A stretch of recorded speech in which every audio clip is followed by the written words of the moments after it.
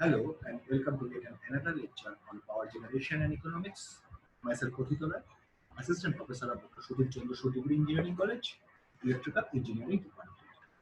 So till now we have learned what is tariff, what is the objective of a tariff, and why tariff is there in the system. Why tariff is there, and also the different characteristics of a tariff like return, fairness, simplicity, reasonable profit, and attractive. So we also have learned the different types of tariffs. So what are the different types of tariffs? Is the simple tariff or called the uniform rate tariff, the flat rate tariff, the block rate tariff, the two-part tariff, the maximum demand tariff, the power factor tariff and the classifications like KVA maximum demand tariff, sliding rate tariff, kilowatt and KVA tariff, and also the three-part tariff. And also we see some numerical problems how we can easily calculate the total amount of cost that we have to deliver. We have to pay the total amount of unit that is generated. Or using the different, we also know the different calculation methods related to each of the tariff. So how the consumer have to pay. So during this discussion, we have seen that one of the important factor is the power factor. So it is generally seen that for that particular purpose, there is a power factor tariff is designed because a low power factor which increase the rating of the station equipments and line losses. So today our topic is the power factor correction.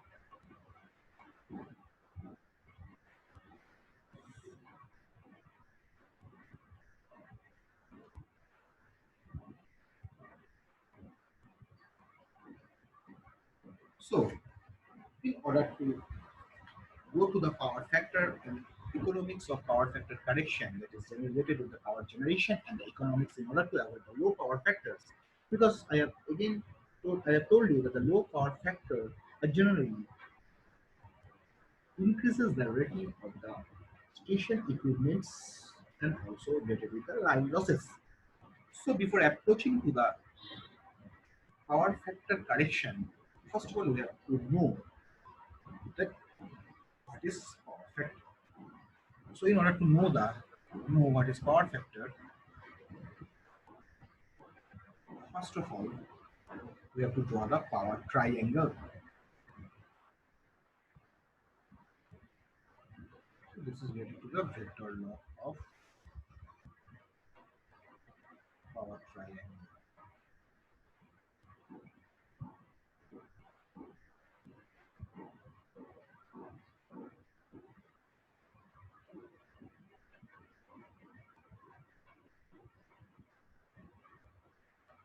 KV kilovolt KVAR means kilovolt ampere reactive is called the kilowatt and this is called the kVA kilovolt into ampere. So from the power triangle, if I apply the conception of if I apply the conception of vector rules of triangle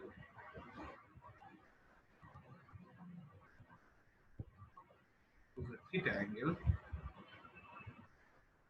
so it is seen that this kV is known as apparent power. kVA is known as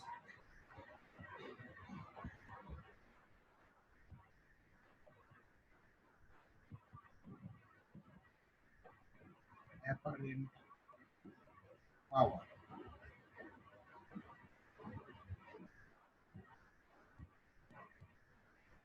and kilowatt is known as the active power. Active power is required in order to run all of our loads and also compensate all the losses known as active power. And kVAR is known as reactive power. The reactive power is known the reactive power is required in order to run or generate the magnetic field in different types of generate magnetic field in machines. So if I use the conception of vectors triangle law, we'll see that kVA square or kVA square equal to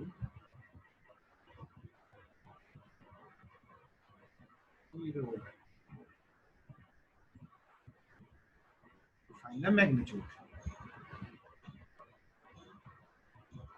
kilowatt square plus the active power square plus the kilovolt ampere reactive, that R stands for reactive, the reactive power square. So it is also seen that if I use the our conception of triangle law, it is seen that K E A sin theta, this one,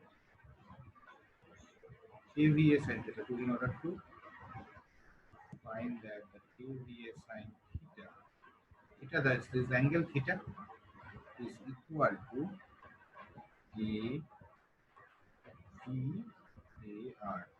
Using the law of vectors of a triangle. And another is the this part, the kilowatt part. So what is that kilowatt part? This part. The kilowatt part, this one. Kilo kVA cos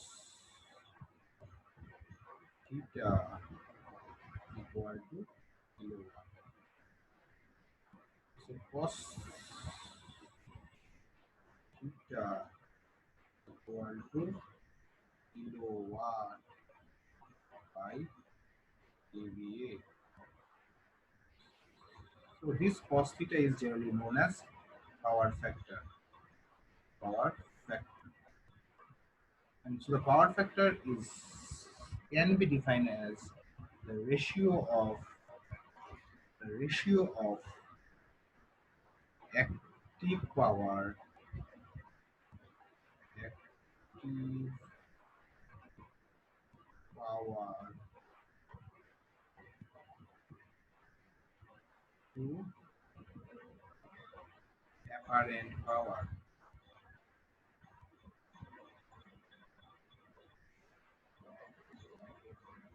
Active power to apparent power. This is the definition of a power factor from power triangle. This is known as power triangle.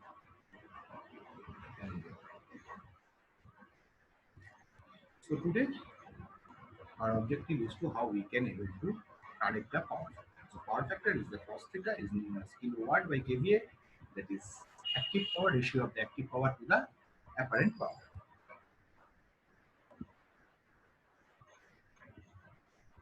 So this is the power factor that we have discussed now. So what is the disadvantages of low power factor? So I have just told that the low power factor causes an increase in the rating of the station equipments, which in turn causes the loss of the system or line.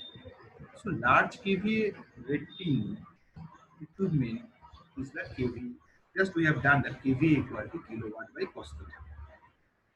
So large, if the value of the cos theta is less, corresponding or low power factor, the KVA rating is high because cos value is lies between 0 to 1. So it will increase the KVA rating of the equipment. Greater conductor size will be required. Larger copper losses will be there. The I square R losses. Poor voltage regulation because voltage regulation is dependent on the power factor and reduce the handling capacity of the system. So the disadvantage of the lower power factors are large KVA rating equipment, greater conductor size will be required, large copper losses will be there, poor voltage regulations will be there, and reduce the handling capacity of the system. So what are the different types of causes for the low power factor? The AC induction motors are generally responsible. In an AC system, the power factor plays an important role. So the low power factor is there in case of the AC induction motors. Arc lamps, electric discharge and industrial heating furnaces causes the low power factor, and varying load on the power system that is the main thing depending upon the consumer demands. The varied loads also cause change in the power factor or the low power factor. So causes for the low power factors are the AC induction motors, arc lamps, electric discharge and industrial heating furnaces, and varying load on power system. So power factor improvement equipment. So there are different types of equipments are there in a system in order to improve the power factor of that particular system. So one is called the static capacitor. So the first one is called the static capacitor. So what is static capacitor? Static capacitor is that the power factor can be improved by connecting capacitors in parallel. Power factor can be improved by connecting capacitors in parallel with the equipments operating at lagging power factor in order to improve their more value of the capacitors. If they are connected, say C1, C2, C3 capacitors are connected in parallel. So I if say those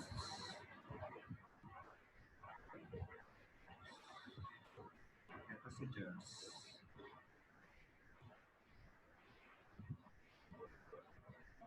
capacitors are connected in parallel C1, C1, C2, C3. So the equivalent capacitance becomes C1 plus C2 plus C3. So more the value of the capacitors, the power factor will be improved.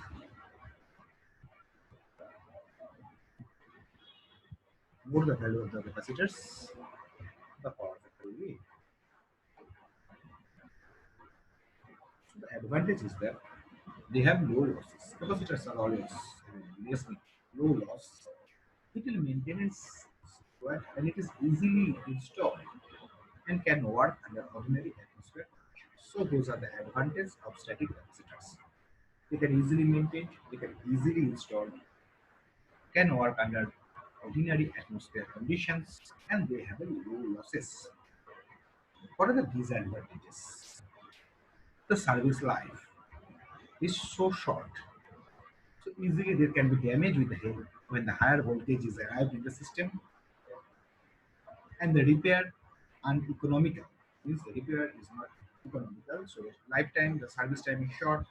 They can easily be damaged and high voltage is arrived in the system, and repair is uneconomical. So another part is the improve the power factor is the synchronous condenser. Synchronous condenser is there. So what is synchronous condenser?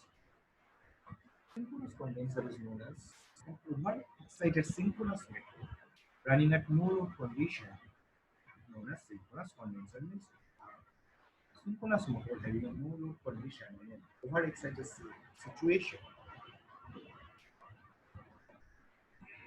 is known as synchronous condenser. So, what are the advantages of the synchronous condenser?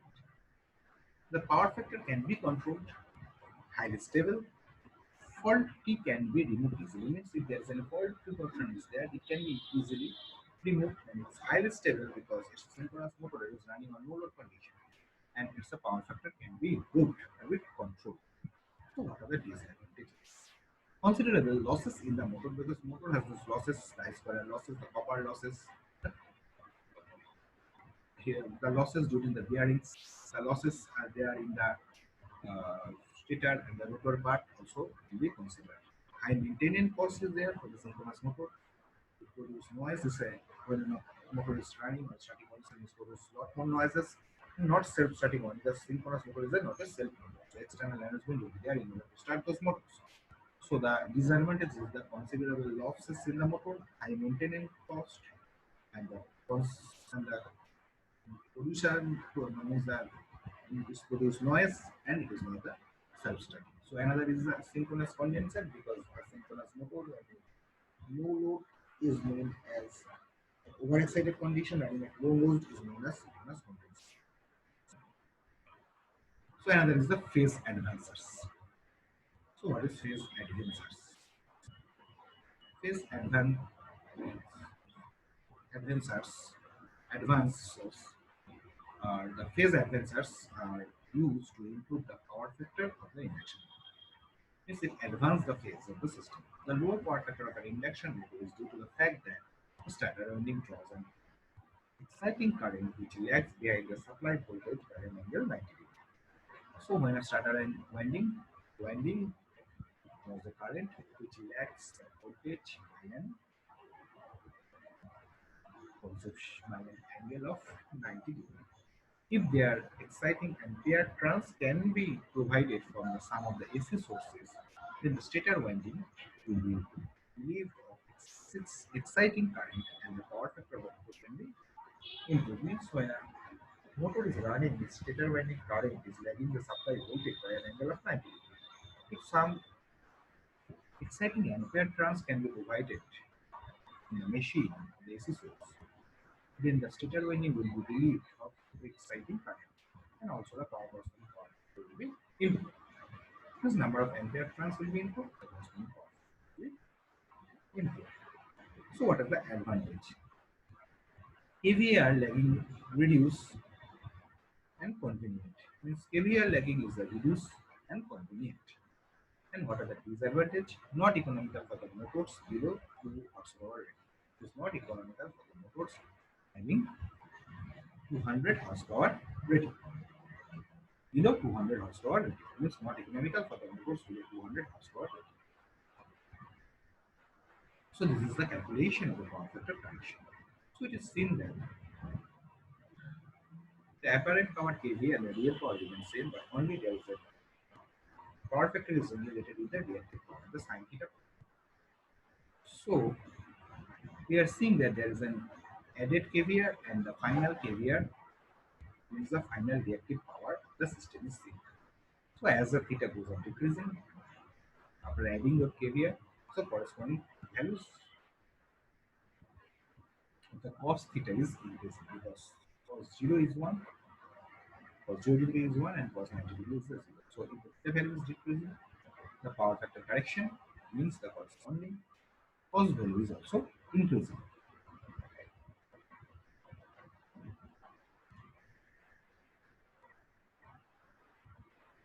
So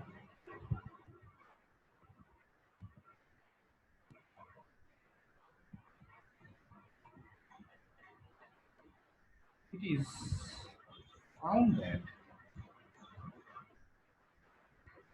with the help of those particular things, we can able to correct the power factor.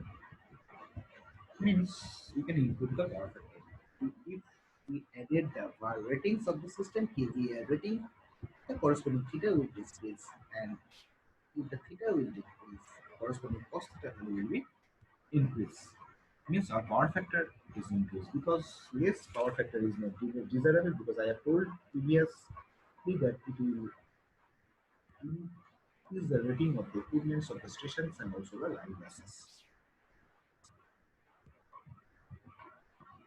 So whatever we have learned today, we have learned about the power factor, what is power factor and what is the power factor is the ratio of the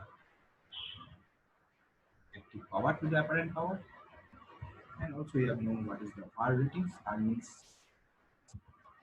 from the power triangle we have obtained the apparent power, the active power. The active power is required for the running all the loads and also to compensate the losses. The power rating of the KVR is required in order to find generate the magnetic field within a machine or in order to find the generate the magnetic field. So from that particular instant we also learn about the different types of techniques in order to improve. There is the static capacitor, there is the synchronous condenser, the phase enhancers, which are generally used in order to improve the power factor, and how the capacitors are connected in parallel, or the synchronous condenser, the synchronous motor running at more excited conditions, and the conception of the phase enhancer. It is nothing but creating number of more ampere turns in a motor in order to improve the power factor of the system. So now we have seen a graph where you can see the added KVR which in terms reduce the angle theta. If the theta value is reduced, the cos theta value is increased and the power factor is also increased. So the power factor correction that it's much required because low power factor will cause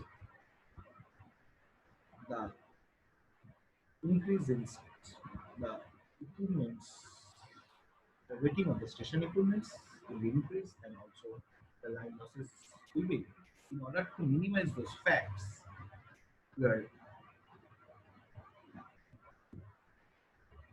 adding those equipments like static capacitors, synchronous condensers, phase enhancers in the system in order to improve the power factor of the system.